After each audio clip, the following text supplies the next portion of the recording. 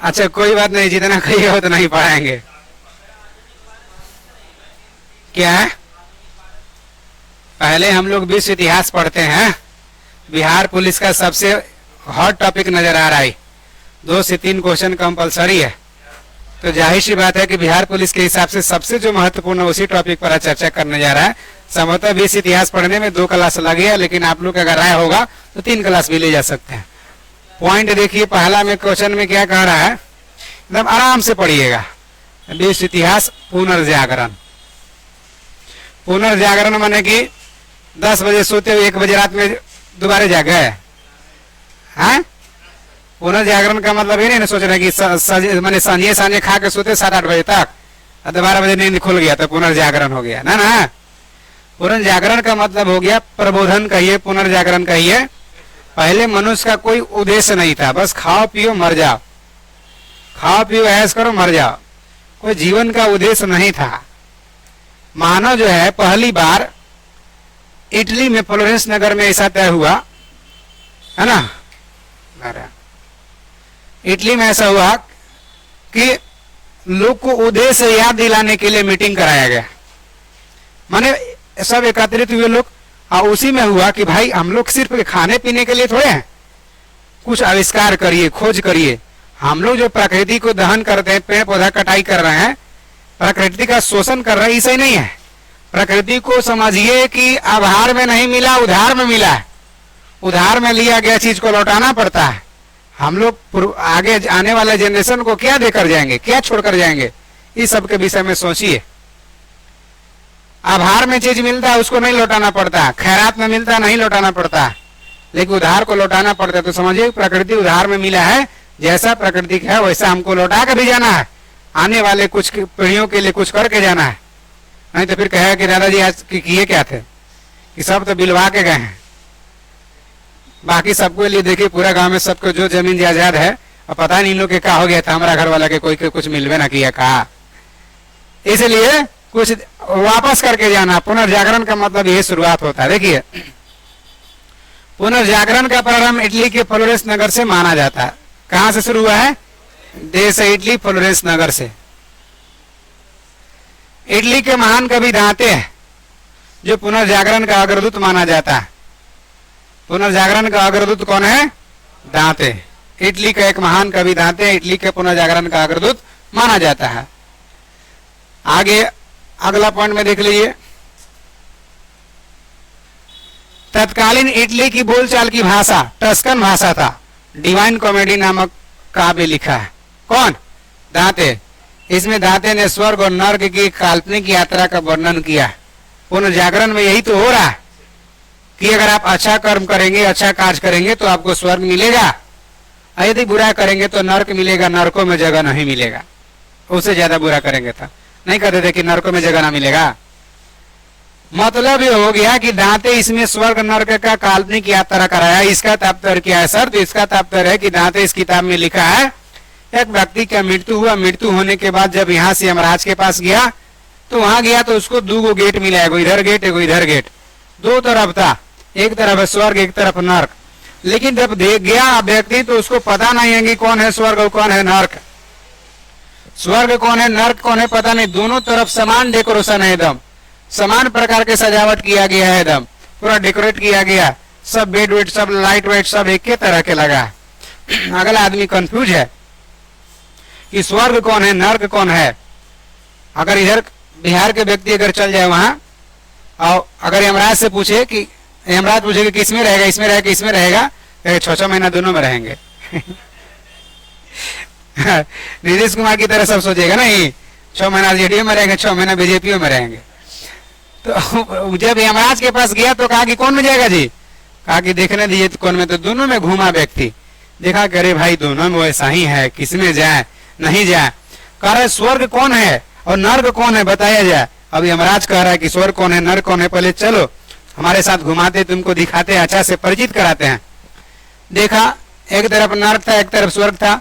घंटी बजा नर्क का, पहले घंटी बजा नर्क का, तो भोजन देखा कि 56 प्रकार के भोजन रखा हुआ एकदम सुसज्जित है, पूरा एकदम स्टार्टर से लेकर हर चीज रखा है, चाट समोसा हर चीज रखा है। पानी पूरी भी रखल एकदम देखा कि अरे घंटी बजा, सबको ओकरा में से निकला, सबके हाथ में बड़ा बड़ा छोलनी बांध दिया एकदम। छोलनी बांध दीजिएगा तो मराएगा इसे, ये से धके बांध दिया पूरे छोलनी। अब घंटी बजा की जाओ तुम लोग खा के आओ। अब पूरा रखल है पनीर चिली वगैरह सब रखल है एकदम, पोला वाला सब। जाके से छोलनी लगा रहा है, ऊपर फेंक रहा। पनीर के चक्कर में चावलों मुंह में नहीं जा रहा, पनीरों नहीं जा रहा, ये भी मुंह फाड़ रहा है, 2-4 को जा रहा। तब पता लगे घंटी बज गया, टाइम ओवर हो गया, टाइम ओवर हो गया। कोई के भर पेट होबो नहीं किया, खाना सामने रखल हो और भूख लगा हो, कितना खराब लगेगा।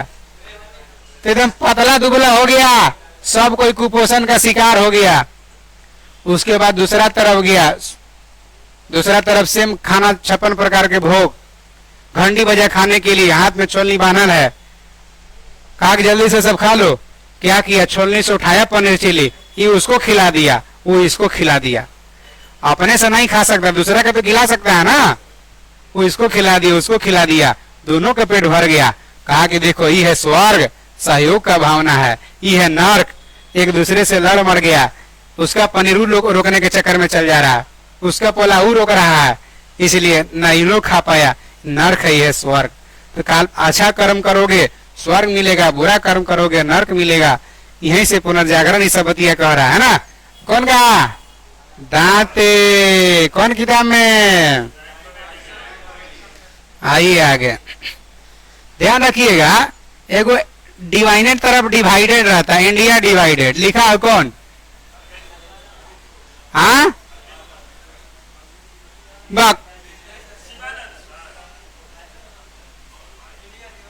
Rajendra Babu, sorry sorry sorry, Arvind Ghosh.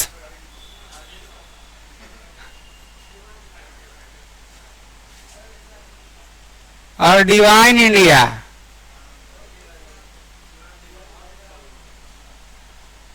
कौन?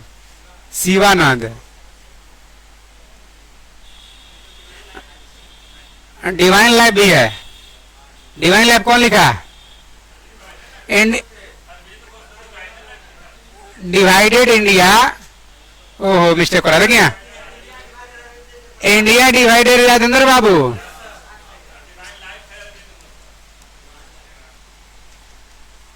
बाबू अरविंद घोष क्या है? Life divine.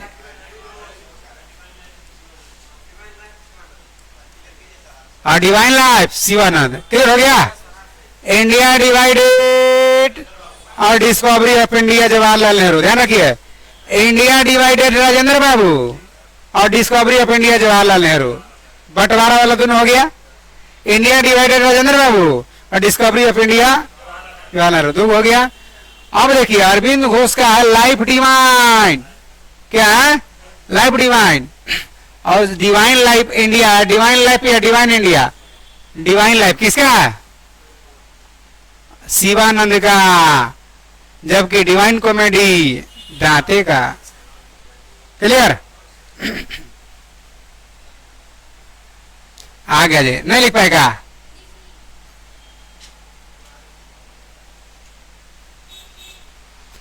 दांते के बाद पुनर्जागरण की भावना को प्रश्रय देने वाला दूसरा कवि कौन है? पेट्रोक है। माने दांते तो प्रायोरिटी देवे करेंगे, दांते को दूसरा देंगे पेट्रोक को। पेट्रोक कहाँ? इटली के था, मानववाद का संस्थापक है। मानव ही मानव का सेवा करे, मानववाद का संस्थापक है। आगे बोकेसियो नाम है, इटली का ही है। इसकी प्रसिद्ध पुस्तक डेकामेरोन। एक लाइन में डेकामेरोन का लेखक कौन है? बोकेसियो। डेकामेरोन का लेखक कौन है? बोकेसियो। आगे देख लीजिए क्या कह रहा है इसे।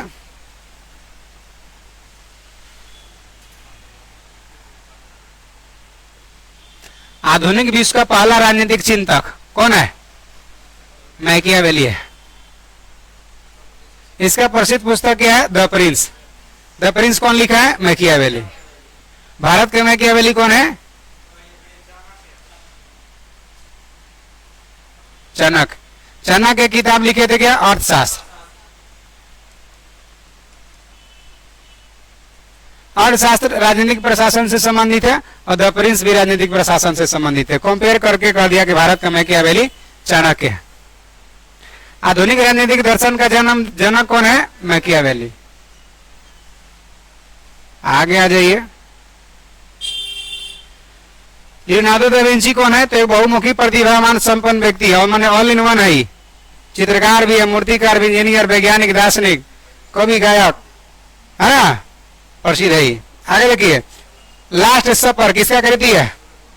लियोनार्डो दा विंची का लास्ट सपर। और मोनालिसा लियोनार्डो दा विंची का, क्लियर है? दोनों चित्र कौन बनाया? लास्ट सपर, मोनालिसा, दोनों लियोनार्डो दा विंची।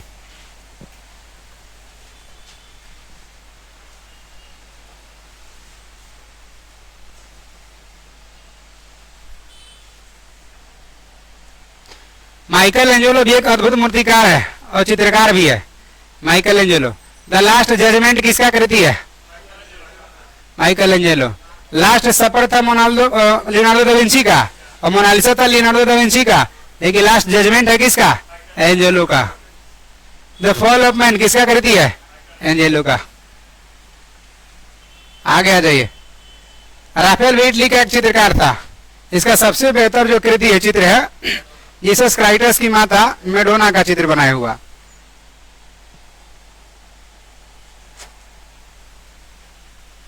पुनर्जागरण काल में चित्रकला का जनक किसको मानते हैं? जियाटो को।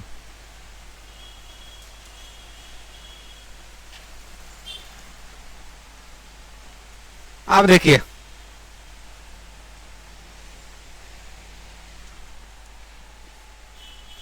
देखिए क्या कह रहा है। इंग्लैंड के लेखक टॉमस मोर, कहाँ के जरूर नहीं, लेकिन टॉमस मोर का नाम याद रखना। किताब लिखा है यूटोपिया। यूटोपिया का लेखक कौन है? टॉमस मोर। इसमें आदर्शवाद समाज का चित्र प्रस्तुत किया कि समाज आदर्श कैसा होना चाहिए। मार्टिन लूथर, इसी को मार्टिन लूथर किंग भी कहते हैं, जर्मन भाषा में बाइबल का अनुवाद किया। Romeo and Juliet, as you like it, Laila Majnu, Shakespeare का रचना है। कहाँ का था? इंग्लैंड का। आगे आ जाइए। पृथ्वी सौर मंडल का केंद्र इबतिया को कहा था कौन? टॉलमी कहा था। पृथ्वी सौर मंडल का केंद्र है, टॉलमी कहा था। किताब लिखा था भारत भूगोल उसी में, है ना। टॉलमी कहा था कि पृथ्वी सौर मंडल का केंद्र है, लेकिन ये बात को काट दिया। इसका खंडन कौन किया? कोपरनिकस। कहा कि नहीं, सौर मंडल का केंद्र पृथ्वी नहीं है, सौर मंडल का केंद्र सूर्य है। कौन कह रहा? कोपरनिकस। गैलीलियो भी इसका सिद्धांत से सहमति है। माने जो कोपरनिकस कहा कि सौर मंडल का केंद्र सूर्य है, गैलीलियो भी कहा कि हाँ तुम सही कह रहे हो।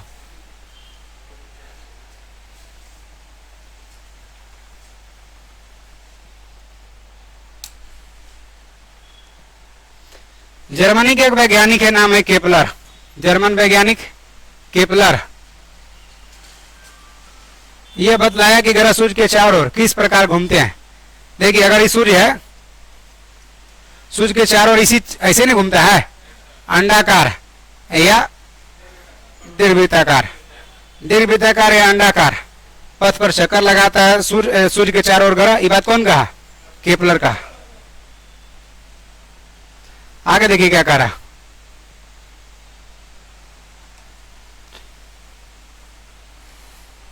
न्यूटन, गुरुत्वाकर्षण के नियम का पता कौन लगाया? न्यूटन। भारत का न्यूटन किसको कहते हैं?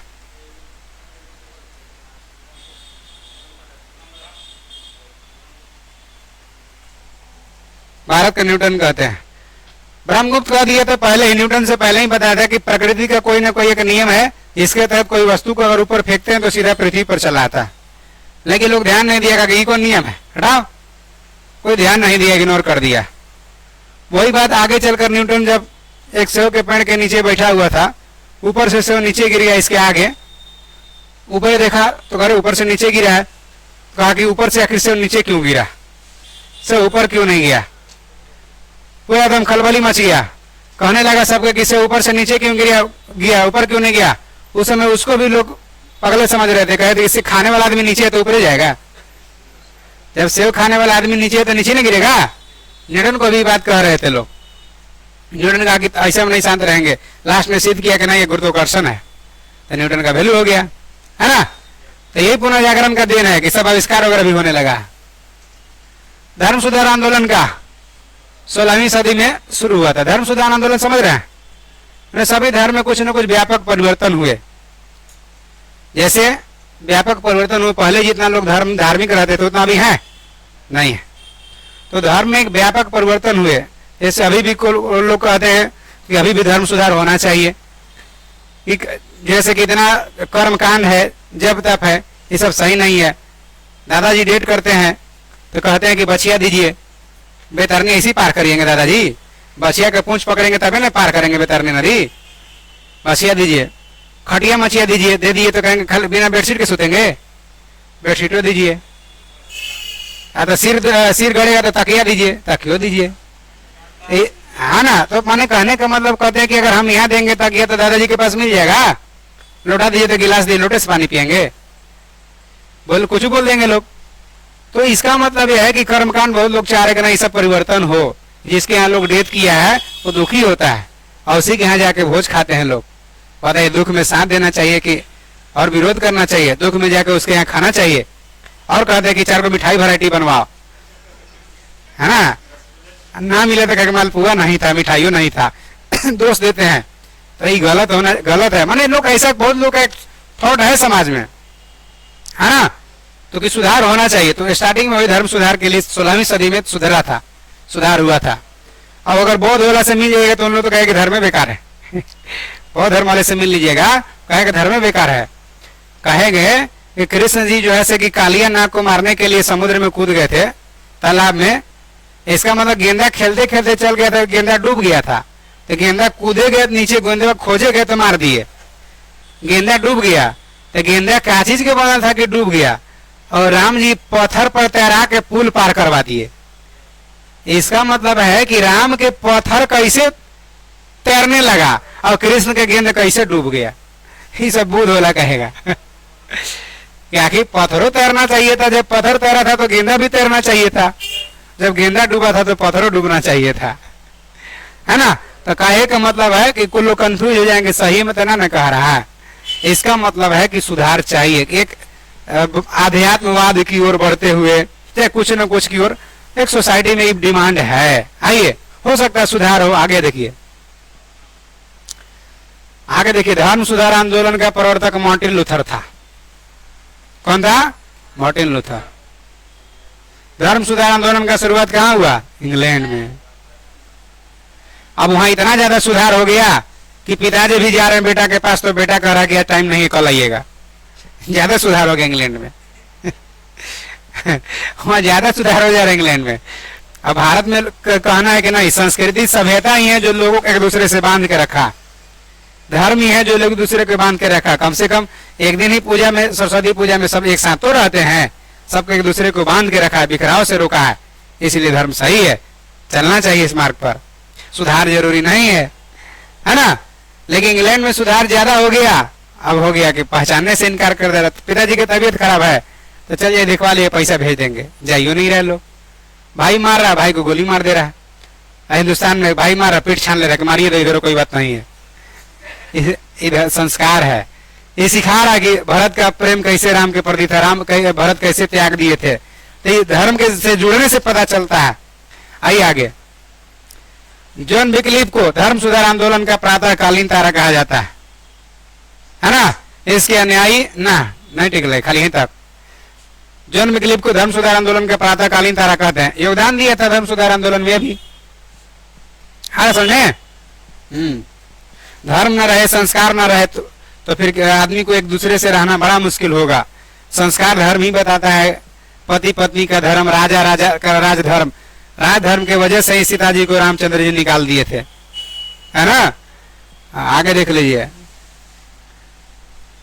हिंदुस्तान वैसा है जहाँ 7 जन्म के फेरा लिया जाता है, 1 जन्म के ना 7 जन्म के। अब तो कहीं इंग्लैंड में कहा नहीं हो तो धर्म सुधार हो गया, तो भाई 1 जन्म इतना प्रेम हो जाता है कि 7 जन्म की जरूरतें नहीं होता है 7 बार तलाक हो जाता है आगे देख लीजिए।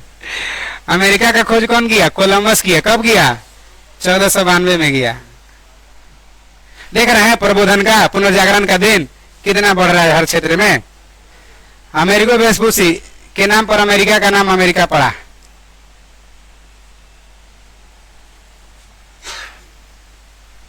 आगे प्रशांत महासागर का नामकरण स्पेन का निवासी मैगलन किया था। समुद्री मार्ग से संपूर्ण पूरे दुनिया का चक्कर लगाने वाला व्यक्ति कौन है? मैगलन। देखिए प्रबोधन का पुनर्जागरण का देन किया हुआ दुनिया में बहुत कुछ परिवर्तन हुआ। पॉइंट कोई दिक्कत तो नहीं ना इसमें? आगे आ जाइए। अब आ जाइए अमेरिका का स्वतंत्रता संग्राम। क्या भारत के स्वतंत्रता संग्राम कभी आप पढ़े हैं? हाँ पढ़े हैं। भारत में आजादी के लिए 1857 सन्यासी विद्रोह, बहुत सारे विद्रोह हुए। तो अमेरिका का स्वतंत्रता संग्राम भी उसी कदर होगा जैसे भारत में स्वतंत्रता के लिए लड़ाई हो रहा, अमेरिका में भी स्वतंत्रता के लिए लड़ाई हो रहा था। क्योंकि भारत तो सर ब्रिटेन के गुलाम था। क्या अमेरिका भी गुलाम था? हाँ, अमेरिका भी ब्रिटेन का उपनिवेश था, गुलाम था। देखिए मैटर क्या हुआ था?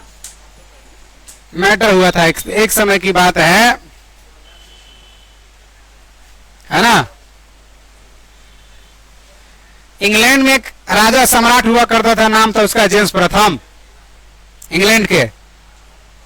अमेरिका जहां भी आप देख रहे हैं, उत्तरी अमेरिका जो कहिए, वहां पहले रेड इंडियन मूल निवासी थे, जनजाति थे, जो विकास बहुत कम हुआ था। जनजाति में आज भी विकास कम, जंगल में निवास करते हैं, चूहा वगैरह मार के खाएंगे, पेड़ पौधा पर जीवन यापन करेंगे, शिकार मार के चलेंगे, लेकिन आज भी उतना डेवलपमेंट नहीं देखने को मिलता जनजातियों में।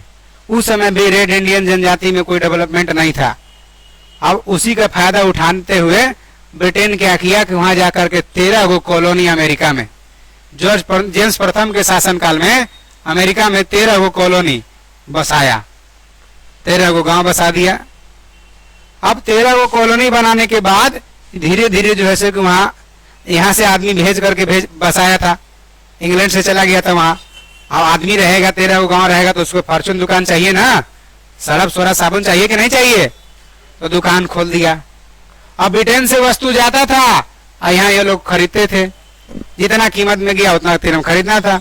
सबको पता था कि हम लोग ब्रिटेन के उपनिवेश, हम लोग ब्रिटेन के आदमी है, ऐसा अमेरिका वालों को मानना था।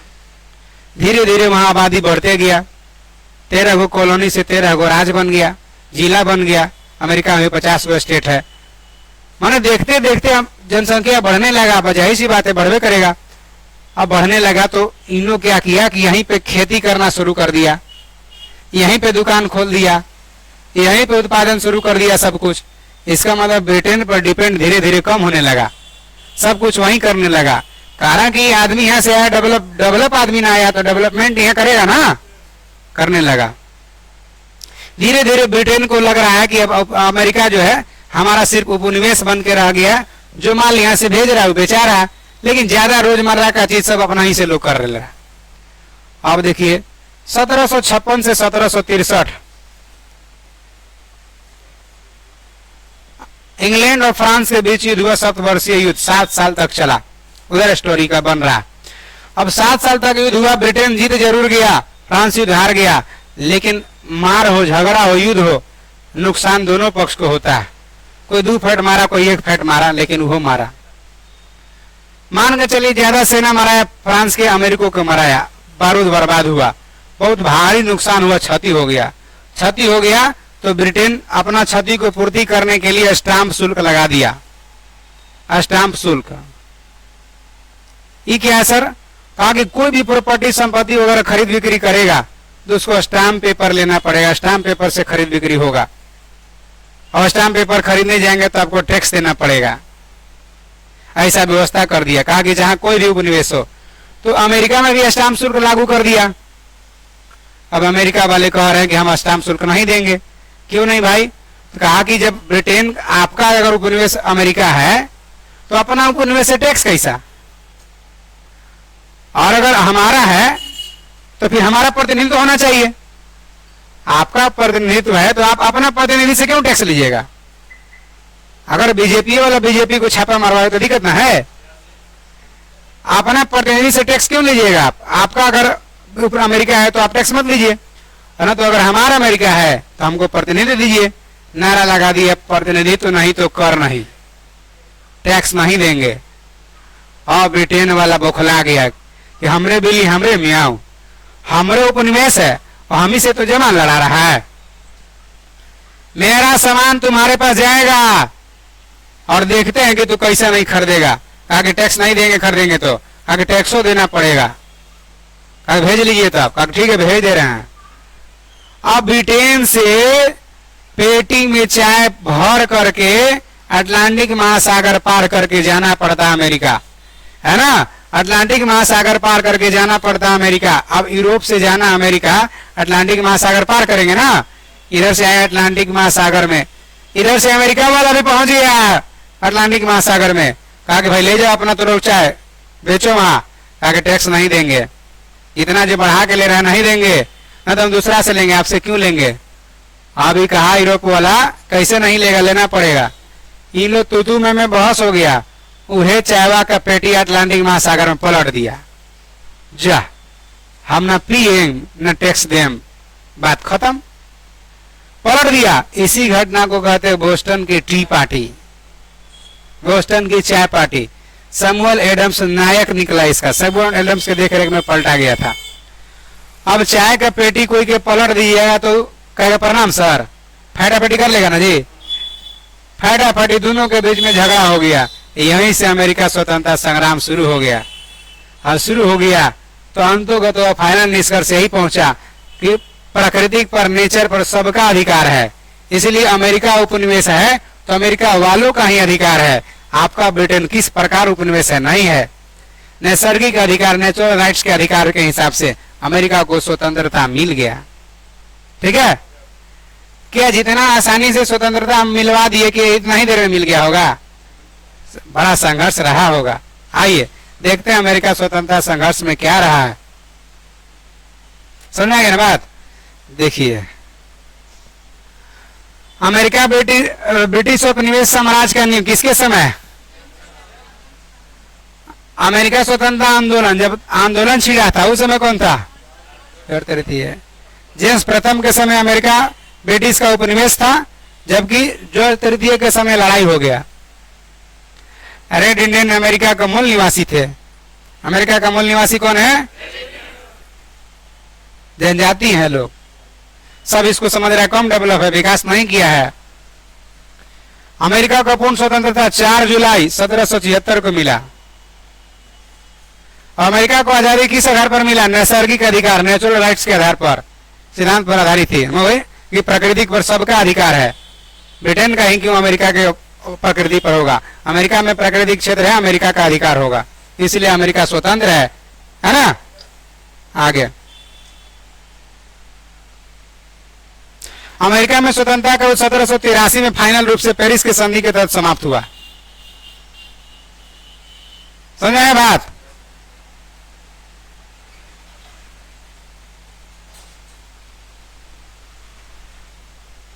एक पॉइंट छोड़ देना,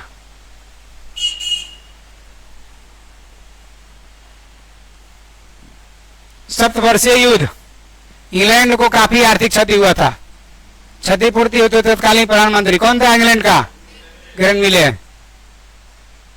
1765 में स्टाम्प एक्ट पारित कर दिया, जिसके अनुसार सभी अदालती कागज अखबार पर 20 शिलिंग का स्टाम्प शुल्क लगाना अनिवार्य कर दिया। कहा कि उतना मुद्रा है शिलिंग, टैक्स लगबे करेगा।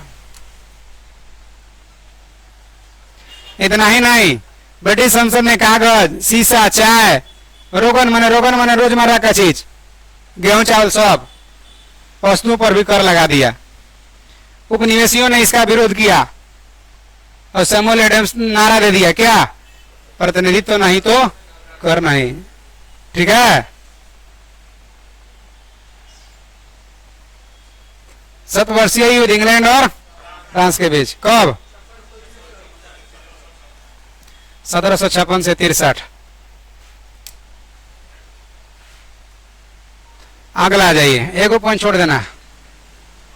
टॉमस पेन लघु पत्रिका कॉमन सेंस प्रकाशित हुआ। मैंने कॉमन सेंस से टॉमस पेन को कॉमन सेंस पत्रिका लिखा है ना, कहीं की पत्रिका, हाँ, भारत में आजादी के लिए नहीं पत्रिका लिखाता था, केसरी, मराठी, अभी लीडर ना, सोम प्रकाश, अमृत बाजार, भारत में तो बहुत ही लिखाया, और लिखाया होगा, लेकिन मेन पढ़ेंगे, दुनिया देश के कितना ज्यादा पढ़ेंगे। आगे टॉमस पेन ने राइट्स ऑफ मैन का रचना किया था, इसी का किताब है राइट्स ऑफ मैन। अमेरिका स्वतंत्रता संग्राम का नायक कौन है, जो बाद में अमेरिका के पहला राष्ट्रपति बने थे।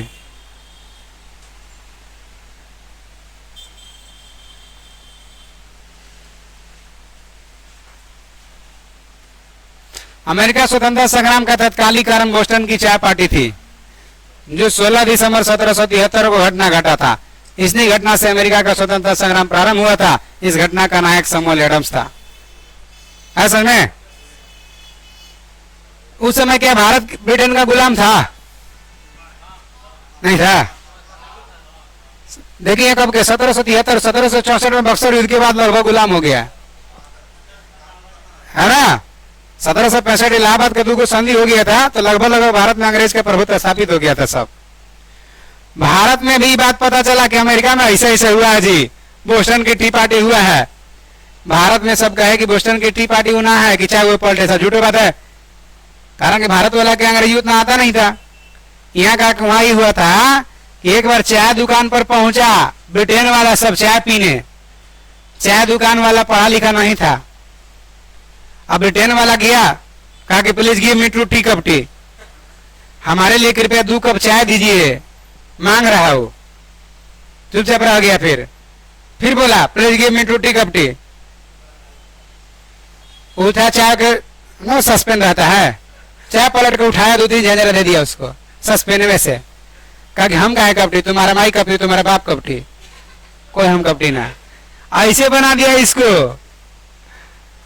कि वहां ऐसा हुआ, ये सब घटना हुआ, ऐसे झगड़ा हुआ, पेटी उटी ना पलटा है ना, होता कि हुआ घटना कुछ और, पेपर में छाप दिया कुछ और, ऐसे घटना हो गया ना। तो अगर भारतों में लगले वहां से देख के मोटिवेट होकर शुरू कर देता तो भारतों में आजाद हो ही जाता। ये बरगला दिया सब कि ना ये चाय के बात है, मैटर है। आइए आगे आगे देख लीजिए।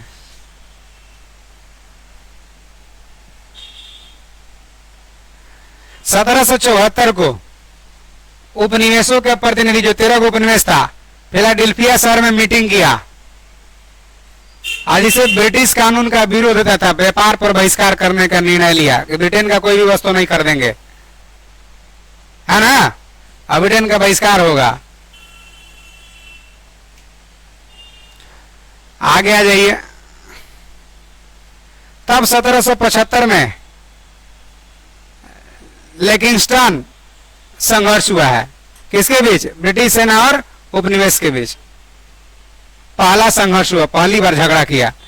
आजादी ऐसी थोड़े मिल गया, झगड़ा हुआ।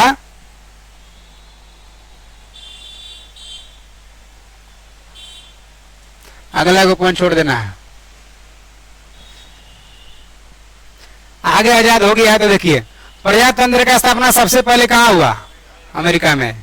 आधुनिक गणतंत्र की जननी कहा जाता है, कारण कि लिखित संविधान बनाया जनता को, मैंने गणतंत्र कहने का मतलब समझ रहे हैं, जनता का शासन पहली बार अमेरिका में लाया। धर्मनिरपेक्ष राज्य की स्थापना भी पहली बार कहाँ हुआ? सभी धर्म को समान दृष्टि से, जहाँ राज्य का कोई राजकीय धर्म न हो, धर्मनिरपेक्ष, पंथ निरपेक्ष कहते हैं, सेकुलर कहते हैं। संसार में सबसे पहले लिखित संविधान अमेरिका में कहा? 1789 में लागू हुआ। महिलाओं को संपत्ति का अधिकार मिला अमेरिका में पहली बार। उत्तराधिकारी कानून को न्याय सम्मत बनाया गया, उत्तराधिकारी में सबको अधिकार होगा। अब मॉन्टेस्क्यू एक आदमी है जो शक्ति का पृथक्करण का सिद्धांत दिया था, उसमें का मान्यता मिल गया।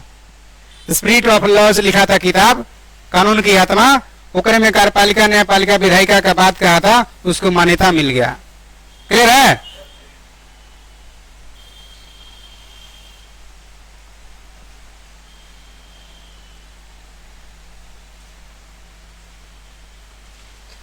सत्रह सौ 81 को उपनिवेशी देश के सम्मुख, माने 13 उपनिवेश के सम्मुख आज समर्पण करने वाला ब्रिटेन का सेनापति कौन था? कॉर्नवालिस। आजाद हो गया अमेरिका। अमेरिका विश्व का पहला देश था जिसने मनुष्य की समानता, उसके मौलिक अधिकार का घोषणा किया। वहीं से लिया है भारत भी मौलिक अधिकार। क्लियर है?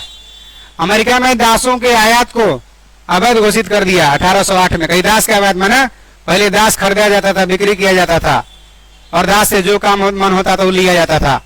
भलाल देव सबको चाबुक मार करके प्रतिमा खड़ा करवा रहा है, और भलाल देव के पिताजी कह रहे हैं कि इतना बड़ा प्रतिमा खड़ा करने के लिए 2-10 होकर बलि जाएगा तो कौन बड़ा बात है। कारण वो सब दास है, गुलाम है। बाहुबली में सब गुलाम है, जो कहेगा वो काम करना पड़ेगा। राजा हरिश्चंद्र भी कालिया डोम के दास थे, है ना। बॉडी जलाने का काम कर रहे, कारण गुलाम थे, जो काम करवाएगा वो काम करेंगे।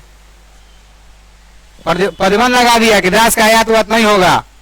अब्राहम लिंकन अमेरिका के राष्ट्रपति हुए कब? अब अमेरिका में फिर गृह युद्ध शुरू हो गया। जहां गृह युद्ध, जैसे अमेरिका में अपने में लड़ गया लोग, कहीं गृह युद्ध माने भारत आजादी हुआ तो गृह युद्ध ना हो गया था, दंगा। भारत पाकिस्तान के बीच दंगा हुआ था कि ना हुआ था? आपसे में गृह युद्ध लड़ गया था, अपने घर में लड़ रहा है। 1947 में भयानक दंगा हो गया, दंगा हो गया, कुछ लोग पाकिस्तान चला गया, जिसको रहना था हिंदुस्तान वो चला गया, वहां वाला कुछ यहाँ रह गया। पूरा एकदम ट्रेन में बॉडी लोड कर करके लाश भेजा जा रहा था। ये तो कहीं सनी देओल होके बचा लिया था ना। सकीना को नहीं बचाया था। बाकी सब आदान प्रदान कर दे रहा था डेड बॉडी का, तो बड़ा मुश्किल से बचाया था ना। आइए आगे। तो वहां देखिए अमेरिका में गृह युद्ध हो गया, और यहाँ तो भारत पाकिस्तान के बीच हुआ ना गृह युद्ध। वहां वो उत्तरी अमेरिका दक्षिण अमेरिका, उत्तरी अमेरिका दक्षिण अमेरिका लड़ रहा है। आगे 1861 में दक्षिण अमेरिका उत्तरी अमेरिका के बीच युद्ध हो गया। क्यों हो गया भाई उन लोग आपस में? भारत में तो भाई हिंदू मुसलमान लड़ गए थे, सांप्रदायिकता फैल गया था, दंगा हो गया था। वहां क्या हो गया था? तो दक्षिणी अमेरिका दासता के समर्थक थे। इन लोग कह रहा था कि ना दास रहेगा, दास रहने दो, दास जब तक दास नहीं रहेगा तो आदमी ऐसो आराम कैसे करेगा, पैर दौड़ा वाला रहेगा तो ना। उत्तरी अमेरिका को आ रहा कि नहीं, दासता का विरोधी है कि दास नहीं रहेगा, कोई गुलाम कोई नहीं रहेगा। तो दोनों के बीच स्वाभाविक है। गृह युद्ध की शुरुआत दक्षिण कैरोलिना से हुआ था। दास प्रथा का फिर क्या हो गया? अंत हो गया। भारत में भी सांप्रदायिक दंगा अंत हो गया। Mahatma Gandhi main lead role में थे, भूमिका निभाए। नोआखली में थे आजादी के समय, जीना हाउस तरफ जाकर घूम रहे थे। जो भी जीना को मारने जा रहा था करके मार दो, हम लोग मार पहले। जो भी जीना को मारने जा रहा है, गांधी जी आके खड़ा हो जा रहा है कि मार दो। तो जीना भाई को मारना होगा तो पहले गांधी को मारना होगा। तो गांधी जी को मारेगा कोई? देश के राष्ट्रपिता है, बापू हैं, बुजुर्ग आदमी है, ना मारेगा। कटप्पा के तनाव कोई के मारेगा तो महेंद्र बाहुबली के मारेगा। हाँ, पूरा युद्ध का लास्ट में भाला लेके दौड़ रहा है, बारिश हुआ, चेहरवा धोवा गया, घड़ी तो महेंद्र बाहुबली है, अमरेंद्र बाहुबली के बेटा, तो अगर मारेगा ना मारेगा। तो ये तो पूरा एकदम सनकल जा रहा है तलवार लेके, आगे गांधी जी खड़ा हो जाए, मारेगा नहीं मारेगा। अरे तो बापू है, बापू तलवार फेंक के पैर छू ले रहा है। तो दंगा शांत हो गया, बड़ा मुश्किल हुआ था लेकिन शांत हो गया। अब देखिए यहाँ हो गया क्या, दास प्रथा का अंत हो गया, वहां भी दंगा अंत हो गया। भारत में देख ले रहे हैं आप। आगे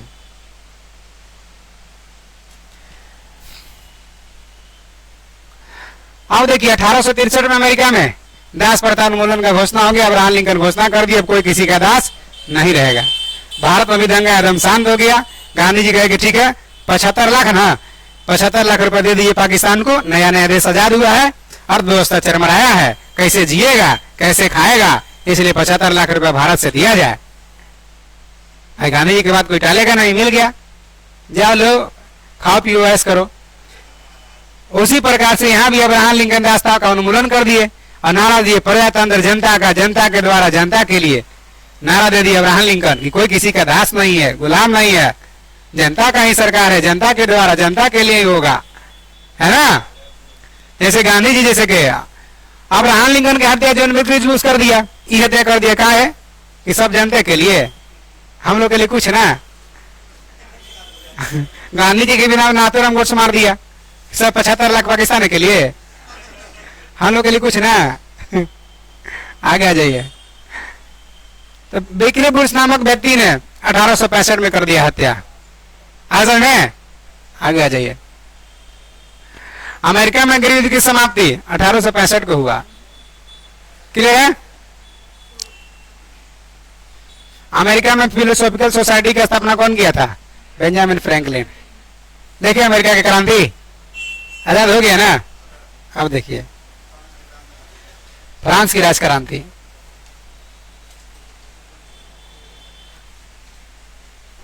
कहे कि अमेरिका की राज क्रांति तो देख लिए थे, अब फ्रांस की राज क्रांति क्या है भाई? देखिए फ्रांस की राज क्रांति था ना कि कम लोग मिलके ज्यादा लोग पर शासन कर रहे थे, कम लोग मिलके ज्यादा लोग पर शासन कर रहे थे। ये बात वहां के लोगों को पसंद नहीं आ रहा था कि आप जो है सामंतवादी हैं, साम्यवादी हैं, कम लोग मिलके ज्यादा लोग पर शासन कर रहे हैं, ये नहीं चलेगा। स्वतंत्रता, समानता, बंधुता, भाईचारा बहाल किया जाए। इसी के लिए फ्रांस में लोग अग्रसर रहते थे कि स्वतंत्रता, समानता, बंधुता, भाईचारा बहाल करिए। और जिसके हाथ में शासन था वो कहता था कि नहीं, स्वतंत्रता, समानता, बंधुता नहीं रहेगा। जो इस सामंतवादी व्यवस्था का विरोध करेगा उसको सीधे जेल में डाल दिया जाएगा। पकड़ पकड़ के जेल में डालते गया, जेल पूरा फूल फूल होते जा रहा। एक समय की बात है कि भड़कीला राज दरबार एकदम मीटिंग और मैंने संबोधन करने के लिए स्टेज बनाया, पूरा बढ़ चढ़ करके खून खौलाए वाला बात कह दिया। और किसके खिलाफ? जो ज्यादा लोग समर्थक है उसके खिलाफ। इन लोग पगला गया सुन के, खाली जेल के दीवार तोड़ दिया, तोड़ के सेना का हथियार लूट लिया, लूट के उन्हीं लोग के खिलाफ युद्ध किया। वह युद्ध को कहते हैं फ्रांस की राज्य क्रांति, फ्रांसीसी क्रांति। समझ में आ जाइए। तो फिर लास्ट में स्वतंत्रता, समानता, बंधुता आएगा, फ्रांस की राज क्रांति आई है। फ्रांस की राज क्रांति 1789 में लुई 16वां के शासनकाल में हुआ। इस समय फ्रांस में सामंतवादी व्यवस्था है, कम लोग मिलकर ज्यादा लोग पर शासन कर रहे हैं। और लोग वहां के चाह रहे हैं कि नहीं, सबके लिए एक समानता होनी चाहिए, भाईचारा, बंधुता होना चाहिए, है ना। आइए आगे। 14 जुलाई 1789 को क्रांतिकारी बास्तिल के कारागृह, जेल के दीवार फाटक को तोड़ दिया और बंदी को मुक्त कर दिया। जा तब से 14 जुलाई को फ्रांस में राष्ट्रीय दिवस, स्वतंत्रता दिवस के रूप में मनाया जाने लगा था, उसी दिन से। ठीक है, आइए आगे। समानता, स्वतंत्रता, बंधुता का नारा फ्रांस की राज क्रांति का दिन है। तारा सबके लिए समानता रखो, स्वतंत्रता, बंधुता, भाईचारा सबके लिए होना चाहिए, कोई सामंतवादी व्यवस्था नहीं चलेगा। ठीक है, आइए आगे। राष्ट्रवाद की पहला स्पष्ट अभिव्यक्ति फ्रांसीसी क्रांति के साथ हुआ था। पहली बार राष्ट्र के प्रति लोगों को समर्पित देखा तो फ्रांस में, फ्रांसीसी क्रांति में राष्ट्रवाद का। भारत में भी राष्ट्रवाद, बहुत ही राष्ट्रवाद है। कोई बीजेपी का समर्थक है, कोई कांग्रेस का, कोई आरजेडी का समर्थक है, लेकिन जब देश की बात आता है, जब पाकिस्तान सीजफायर उल्लंघन करता है तो सबको एक ही साथ बोलता है कि धरा जाओ तो छोड़ेंगे नहीं, चाहे कांग्रेस हो चाहे बीजेपी हो, है ना। तो राष्ट्रवाद हो गया ही कि राष्ट्र के से बड़ा कुछ नहीं है, सर्वोपरि राष्ट्र है, चाहे कांग्रेस रहे चाहे ना रहे, बीजेपी रहे चाहे ना रहे, राष्ट्र रहना चाहिए, है ना। जब राष्ट्रवाद की बात आता है तो ये भारत में भी राष्ट्रवाद है। मैं ही राज हूं, मेरे शब्द ही कानून है। कौन कह रहा? ये कह रहा मैं ही राज हूं, मेरे शब्द ही कानून है। नहीं लग रहा एकदम हिटलर शाही व्यवस्था, नाजीवाद एकदम व्यवस्था ला रहा है। मैं ही राज हूं, मेरे शब्द ही कानून है। कह दिए किसान बिल लगेगा तो लगेगा, नहीं कभी मोदी जी के हिटलर व्यवस्था ला रहे हैं, है ना। आगे देख लीजिए।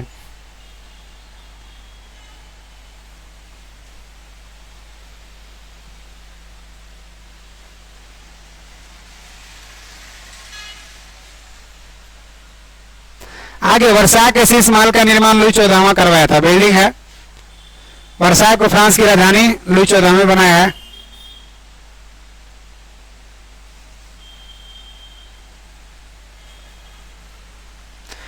लुई 16वां की पत्नी मेरी ऑस्ट्रिया की राजकुमारी थी। पूरा नाम है तो खाली मेरी रखिए ना, इतना ही ठीक लगे तब वो नहीं पूछेगा ही। राष्ट्र की समाधि वर्साय का भड़कीला राज दरबार है। ये वर्साय में जो मीटिंग हुआ वही राष्ट्र का समाधि बना, भड़कीला राज दरबार। ऐसा बातें कह दिया कि सेल्फ रिस्पेक्ट वाली बात आ गया, लोग आंदोलन कर दिया, है ना। नहीं कहता कि 99 को गाली तुम्हारा माफ है शिशुपाल। कृषि कहते ना कोई बात नहीं, गाली दे लो बेटा, देते जाओ गाली, दे रहा से दे रहा, दे रहा से दे रहा। 99 को माफ था, सौवा जैसे ही दिया, छोड़ दिया ऑटोमेटिक हथियार। हाँ हाँ, जगह है भाई, वर्षा जगह है। हाँ, अब देखिए लुई 16वां को देशद्रोह का अपराध में फांसी दे दिया। जो भाई भड़कीला दरबार लगाइएगा तो पूजा होगा, फांसी होगा। आइए आगे, अगला पॉइंट।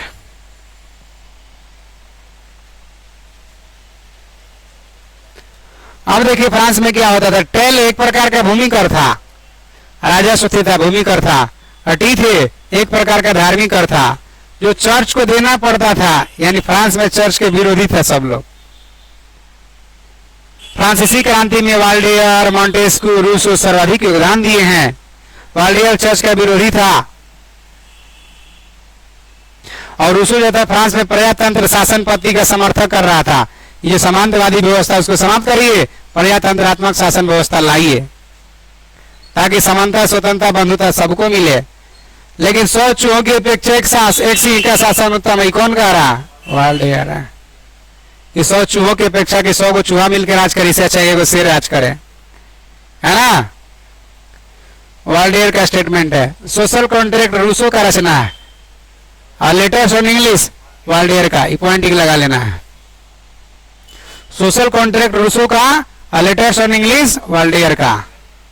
कानून की आत्मा अंग्रेजी वाला हिंदी में लिखता है द स्पिरिट ऑफ लॉस का रचना मॉन्टेस्क्यू किया था, जिसमें सरकार के 3 कार्यपालिका, विधायिका और न्यायपालिका अलग अलग रखने के विषय में बताकर शक्ति के पृथक्करण का सिद्धांत का पोषण किया था। बिहार टीचर बीपीएससी टीआरई 3 में 2 में टीआरई 2 का क्वेश्चन है।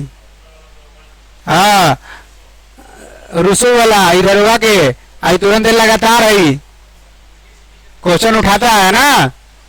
तो the spirit of loss Montesquieu इसी में कहा कि लोकतंत्र के 3 स्तंभ, कार्यपालिका, विधायिका, न्यायपालिका। भारत में इसे भी बेहतर लोकतंत्र है, 4 स्तंभ है लोकतंत्र के, कार्यपालिका, विधायिका, न्यायपालिका और प्रेस। ठीक है, प्रेस का काम है कि जो तीनों के मैटर को उजागर करना, पब्लिक तक ला के रखना कि क्या डिसीजन कहां हुआ, प्रेस के माध्यम से ना पता चलेगा। कार्यपालिका का काम है नियम कानून चलवाना, विधायिका का काम है नियम कानून बनाना, न्यायपालिका का काम है कोई दिक्कत हुआ तो न्याय दिलाना। फ्रांस की राजक्रांति का सबसे महत्वपूर्ण नारा था समानता। क्या था? समानता।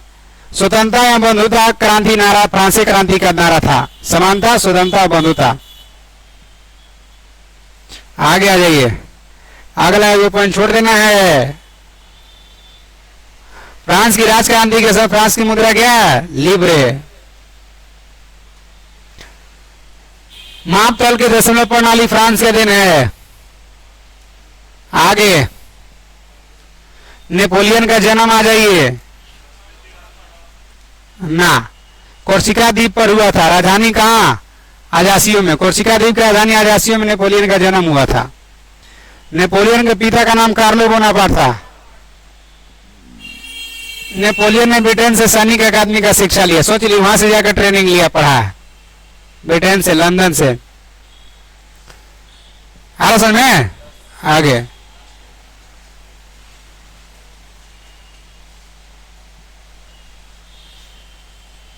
एगो छोड़ देना है।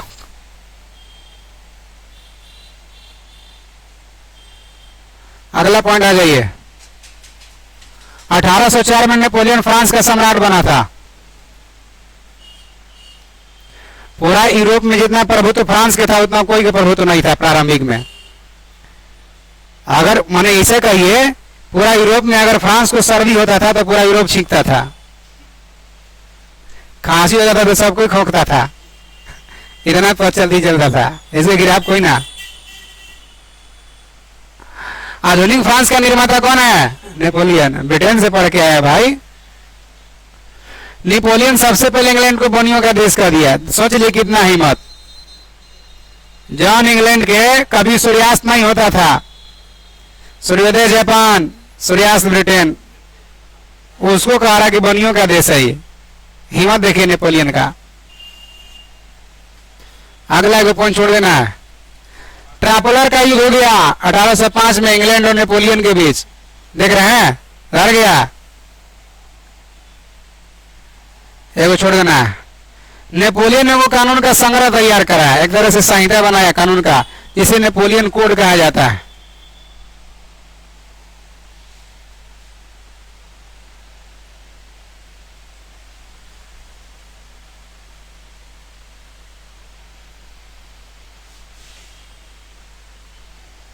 अगला देखिए, अंततः मित्र राष्ट्र की सेना ने नेपोलियन को 18 जून 1815 वाटरलू के युद्ध, बेल्जियम है ही, पराजित करके बंदी बना लिया और सेंट हेलेना द्वीप पर भेज दिया। कहीं मित्र राष्ट्र, हाँ, अकेले ब्रिटेन के बस के बात नहीं था। ब्रिटेन, अमेरिका, जापान, उस समय जापानो था ओकरे में, ठीक है, रसिया, ऑस्ट्रिया धुरी राष्ट्र में था पहला विश्व युद्ध में, है ना। इटली भी था मित्र राष्ट्र में, इटली, अमेरिका, रसिया, जापान और हो तो गया, वो सब देश था ना, सब मिल के इसको बंदी बना लिया। बाद में वहीं पे इसका सेंट हेलेना द्वीप पर क्या हो गया, मृत्यु हो गया। नेपोलियन को लिटिल कारपोरल के नाम से जाना जाता है। मैंने नेपोलियन मर के भगत सिंह की तरह सिद्ध कर दिया कि 100 साल सड़ी गली जिंदगी से अच्छा कि 26 साल का जिंदगी जिए। आइए, नेपोलियन के पतन का कारण था उसका रूस पर आक्रमण। ना रूस पर आक्रमण करता, ना पूरा मित्र राष्ट्र मिलता, सबको खदेड़ दे रहा था, ज्यादा हो गया था ईगो। तो अहंकार जब रावण के खत्म हो सकता है तो रावण से बड़ा कोई था का अहंकार वाला, और रावण से बड़ा पढ़ा लिखा कोई था का, अहंकार हो गया। रावण सबसे ज्यादा पढ़ा लिखा प्रचंड विद्वान ब्राह्मण था एकदम। विश्वकर्मा जी को गृह प्रवेश करवाना है और रावण को ले जा रहा है गृह प्रवेश करा वाला देवता को। लंका को गृह प्रवेश, श्रीलंका में जो लंका बना था, गृह प्रवेश करवाने के लिए रावण को ले गया कि चलो रावण गृह प्रवेश करना है। उतना बड़ा पांडित्य को यही नहीं था, गृह प्रवेश करवा दिए। अब पंडित जी को कह रहे थे कि मांगिए, क्या मांगते हैं। विश्वकर्मा जी कह रावण से कि मांगो, क्या मांगता है। कि छोड़िए कोई बात नहीं, हम देवता लोग से क्या ले, नहीं लेंगे तो ना मांगो कि दान दक्षिणा लेना चाहिए, देना होगा, हम देंगे। कहा कि तो ऐसा करिए कि लंके छोड़ दीजिए विश्वकर्मा जी खाली करके चला पूरा प्लेट ले लिया वो रावण सोना का लंका बना, सोच लीजिए, पूरा लंका रावण का हो गया। तो मैंने उतना पढ़ा लिखा आदमी जब उतना मिल गया लंका, तो जब सोना चांदी रहेगा, भ्रष्टाचार, पैसा कौड़ी याद हो तो भ्रष्टाचार नहीं फैलता है। जो आदमी सोना के लंका में रहेगा वो घमेगा किसी को, भ्रष्टाचार हो गया, पूरा भ्रष्टाचारी हो गया। हाँ, तो रावण शंकर भगवान के भक्त, ऐसा भक्त था, कोई के हाथ में आंगुली काट के चढ़ाएगा, वो सिर काट के चढ़ा दे रहा था, लीजिए, नहीं खुश होइएगा, नहीं मानिएगा, लीजिए। शंकर भगवान शीश पर सिर काट के रख दे रहा, सामने आएगा कि कहाँ चाहता है तू बताओ, सोच लीजिए इतना बड़ा रावण भक्त पांडित है। कहा कि चाहते क्या है कि बताइए, हमारा से बड़ा कौन आपका भक्त है। तो अब यह कैलाश पर क्या कर रहे हैं, चलिए लंका। आप इधर पर्वत पर इधर कहाँ भटक रहे हैं, कौन आपको पूजा करेगा जितना हम करते हैं। जब मेरे से बड़ा कोई भक्त नहीं, तो आप यहाँ क्या करिएगा, चलिए। कहा कि वो बात जाहिर सी बात है, इतना बड़ा भक्त है, भाई वरदान ले रहा है ना कि साथे ले जाने के लिए कह रहा है, साथे चलिए। और तपस्या किया, अब वरदान हम दे रहे हैं कि बोलवे कि मांगो क्या चाहता है, और जाने के लिए नहीं जाएंगे तो दिक्कत है। ठीक है चल रहे हैं, आगे ठीक है, ऐसे डायरेक्ट तो शिवलिंग के रूप में ले जा रहे हैं, चलिए, उठा के ले जाने लगा रावण। कहा कि एक शर्त है कि रास्ता में कहीं रखना नहीं होगा तुमको, अगर रख दिए तो हम ना जाएंगे फिर। आप पूरा सृष्टि में हाहाकार मचल है कि शिव जी को तो ले जा रहा हूं अब देवता लोग तराइम तराइम करने लगे। बैजू को बुलाया गया, एक छोटा ग्वाला बैजू को बोला कि ऐसा करो, देखो रावण को लेके जा रहा है, बैजू को नहीं, मैंने विष्णु जी छलिया का भेष धारण किए, बोले कि देखो रावण लेके जा रहा है शंकर भगवान के। रास्ता में भेष बदल लिए और कहे कि उसको तब तक रावण को लग गया लघु शंका, और लघु शंका लग गया, और रखना उसको आइए नहीं था। कोई देखा आदमी कोई ना हाजी, तो वो तो घूम रहा था जान बुझ के, कह के थोड़ा सा रख ले रहिए, तो हम नीचे रख देगा तो नहीं जाएगा, कि रख ले तो हम आ रहे हैं। अब गया तो नदी फूट गया, अब कर रहा है लघु शंका से, कर रहा है, कर रहा है, कर रहा है, करेगा ना तो रख देंगे, वो करेगा बस आ रहे हैं, बस आ रहे हैं। अब ज्यादा देर हुआ और रख दिया तो वहां से शंकर भगवान फिर नहीं गए, ना तो लंका लेके जा रहा था वो। हाँ, बैजनाथ धाम, बैजनाथ धाम कहिए, है ना। आगे आ जाइए, कोई दिक्कत है। तो यहाँ देख रहे हैं नेपोलियन जो है ना, बड़ा आदमी था लेकिन अहंकार, जब रावण उतना बड़ा का अहंकार हो गया कि वनवासी दोनों बनवासी हमारे से मोल लेगा, झगड़ा मोल लेगा? पूरा एकदम सेना सहित खत्म करो, पूरा एकदम बनवासी को उठा के लो, पत्नी को हर लो, दिस देर एकदम करने लगा। लास्ट में अहंकार हो गया, अरे ये तो अहंकार ही हो गया, इस शक्ति में चूर नहीं है, ये अहंकार में चूर है। तब अहंकार को नाश करने आए। आइए, इंग्लैंड के वाणिज्यिक और व्यापार न ठीक लगा इसको। वियना कांग्रेस समझौता के तहत यूरोप के राष्ट्रों ने 1815 में फ्रांस के प्रभुत्व को समाप्त कर दिया। जो फ्रांस का प्रभुत्व था यूरोप में, जो चलती चलता था, जो खांसी होता था तो पूरा छींकता था यूरोप, उसको समाप्त कर दिया। क्या तुम्हारा ना रहेगा यूरोप में कुछ? क्लियर है?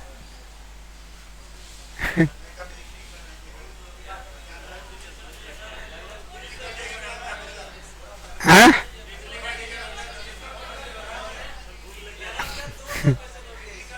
सब कह रहे हैं कि भूख लगी, हम सवेरे से नाश्तो नहीं किए हैं। ला, सवेरे से हम नाश्तो नहीं किया, वीडियो अपलोड होगा, सब होगा, उसके बाद हम जाएंगे। जितना देरी में खाना बना उतना देर हमारा वीडियो अपलोड करने में लगता है।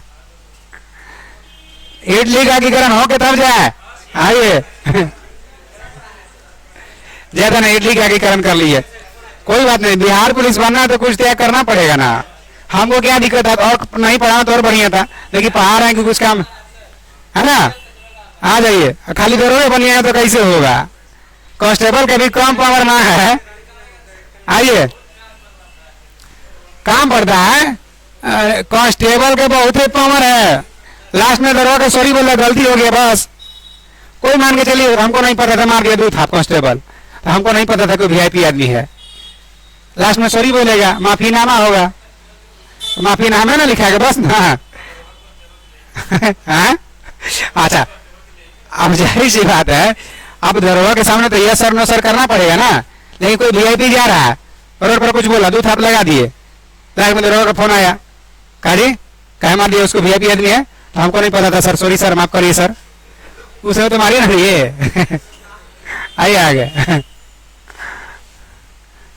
नहीं तो पुलिस से दोस्ती भी सही नहीं, दुश्मनी भी सही नहीं। तो पुलिस मैंने खाली दरोगा नहीं होता है, पुलिस मैंने सब पुलिस। आइए, इटली के एकीकरण का जनक मैजिनी कही कि एकीकरण मैंने कहा सर कुछ बताइए। जैसे भारत में आजाद हुआ ना भारत, तो 562 रियासतें सब अलग अलग है, एकीकरण हुआ। सरदार पटेल काफी भूमिका निभाया, वीपी मेनन भूमिका निभाया एकीकरण में, तब जाके एक हुआ, हिंदुस्तान एक बना।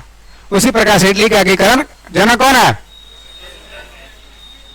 आगे, इटली के एकीकरण में सबसे बड़ा बाधा था ऑस्ट्रिया, नहीं होने देना चाह रहा था, ये छोड़ देना। इटली के एकीकरण को ना मत टिक लगाइए, ना ना, सब जरूरी नहीं है, जो काम का चीज है वो को। इटली की समस्या को काम का और अंतरराष्ट्रीय समस्या बना दिया।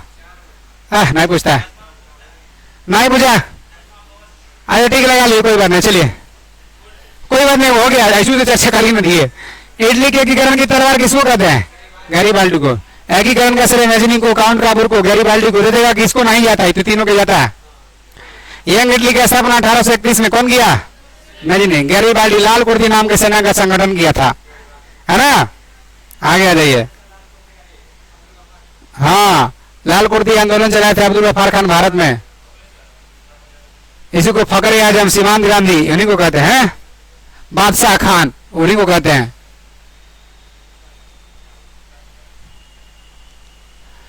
1871 में रोम और संयुक्त इटली का राजधानी घोषित कर दिया। संयुक्त मैंने पूरा इटली का राजधानी का रोम हो गया। कब? 1871 में, एकीकरण के बाद। यदि समाज में क्रांति लानी हो तो क्रांति का नेतृत्व नाइयों के हाथ में दे दो। कौन का? Joseph Mazzini. इटली का एकीकरण 1871 में कौन काबूल किया? इटली की एकता का जन्मदाता कौन है? नेपोलियन है फ्रांस के, लेकिन एकता का जन्मदाता पूरा यूरोप में प्रभाव पड़ रहा है ना। कर रहे हैं, आइए जर्मनी एकीकरण। हाँ, आइए जर्मनी का भी एकीकरण कर ही देते हैं। जैसे भारत में एकीकरण हुआ, पटेल साहब भूमिका निभाए, यहाँ बिस्मार्क भूमिका निभाए, इसीलिए भारत का बिस्मार्क किसको कहते हैं?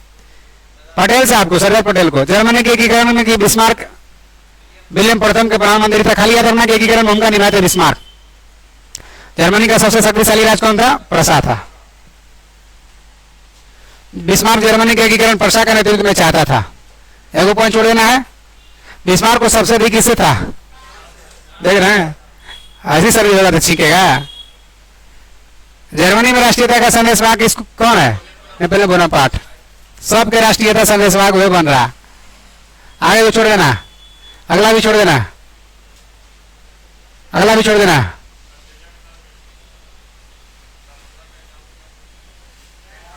ना, अगला छोड़ देना। फ्रैंकफर्ट संविधान सभा का गठन 1848 में किया गया।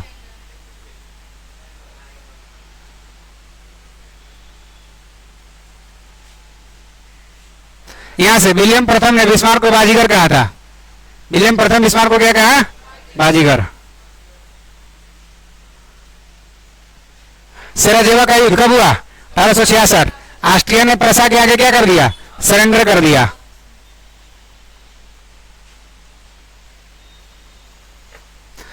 फ्रांस और प्रसा के बीच हुआ था कौन सा? सेडान का युद्ध।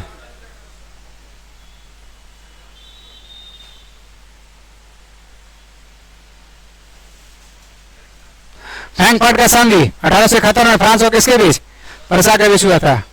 सूडान के युद्ध के बाद जर्मनी का एकीकरण संभव हो गया, एकीकरण हो गया। कोई दिक्कत? रखिए इतना ही। आगे की चर्चा हम लोग अगला क्लास में करेंगे, जो संपूर्ण विश्व इतिहास कर देंगे। ठीक है, अब विश्व इतिहास समाप्त हो जाएगा। बिहार पुलिस का कंटेंट कुछ न कुछ इसे आएगा, जरूर आएगा। 2 क्लास में 2 क्वेश्चन मिल जाए, इससे बड़ी बात नहीं हो सकता।